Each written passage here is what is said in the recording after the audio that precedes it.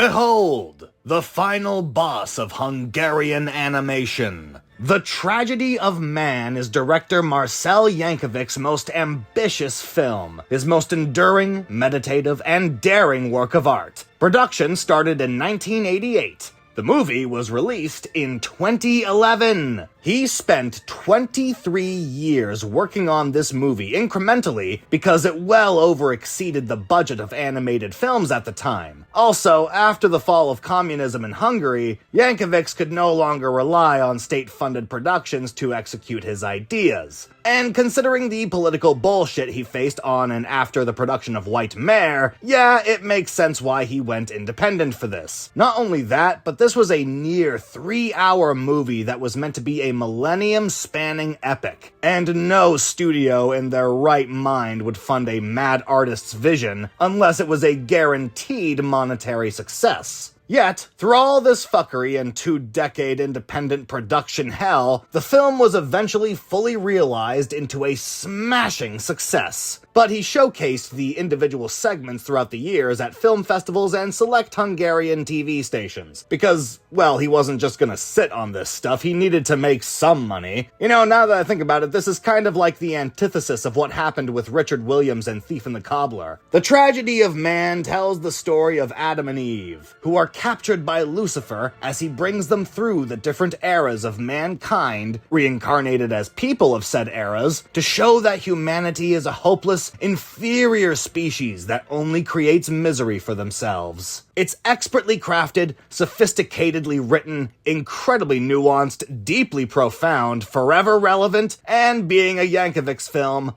gorgeously animated. It's available on Tubi and YouTube. If you've got a tolerance for long movies, then this is definitely worth checking out. A true archival piece of artwork. Oh, and spoilers ahead. Unless you consider events in world history spoilers? I mean, to be fair, there is a character journey with Adam, but, I mean, look, it's just easier this way.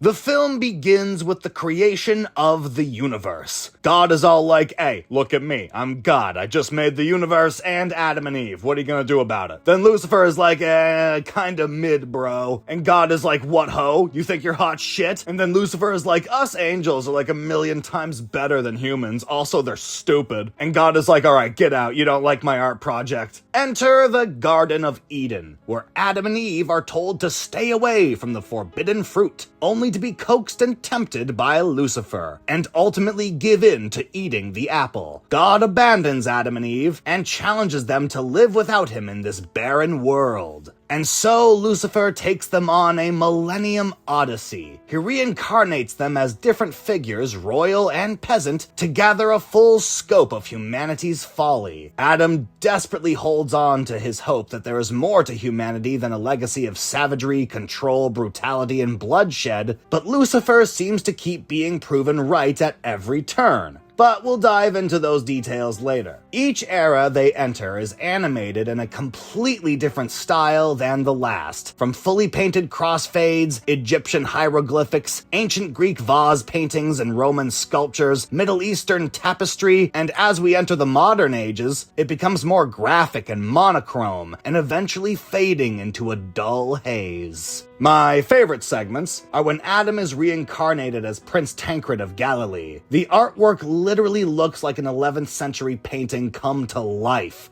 before they figured out how perspective and cats worked. And the second one is the Ice Age segment at the end of the movie, which I know doesn't look amazing or visually striking, but it's so foreboding and unsettling, and leads to a great reveal where we see feral Eve attack Adam. Very effective minimalist horror for a very short segment. I am extremely impressed that Yankovic was able to stay faithful to traditional animation techniques, even as production moved into the new millennium. There is some CG employed, but it's very cleverly done and not distracting. God bless cell shading. Marcel is a very inventive and innovative artist, probably among the most ambitious animation filmmakers to ever live, honestly. However, admittedly, not every section of this movie is perfect. It is a semi-anthology, and as a result, some segments will underperform. Such is the case with the Victorian-era segment. It's nowhere near as engaging or visually striking as the rest of the movie. I attribute this to possible budgetary issues, but also to Yankovic's maybe not being adept at certain animation styles and failing to communicate his artistic intent as a result. He's really good at the trippy, morphing kaleidoscope animation, and when the movie is employing that style, it looks incredible. But not every style change is a home run. It's ambitious, and I love the effort, but not every single style paid off. What did pay off, however, is the story. The story is not only a full-fledged epic, but an incredible character study of Adam as he traverses through different eras throughout the course of 1,000 years. He goes from being the king of kings to the lowliest of commoners, struggling through each one, as each one has its own trials and tribulations. Despite the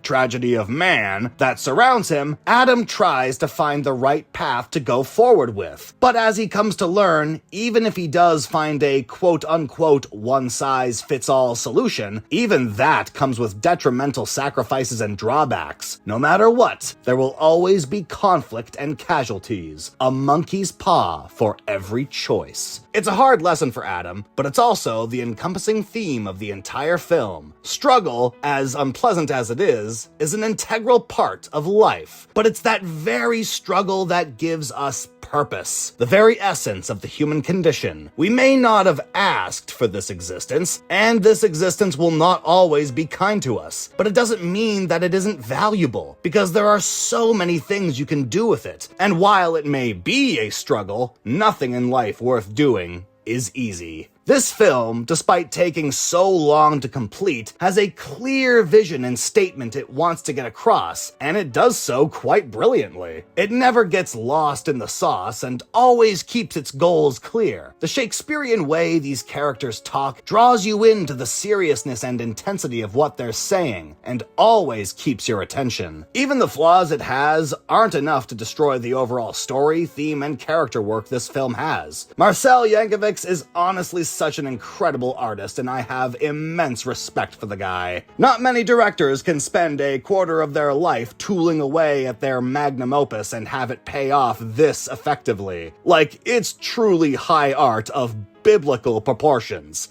Literally. I highly recommend this film for any film connoisseur of the Deaf Crocodile G-Kids Tubi Internet Archive piracy variety. It's truly a museum-worthy showcase of some of the most inspired, versatile, creative traditional animation to ever grace the screen. It's an experience like no other, and well worth 3 hours of your time.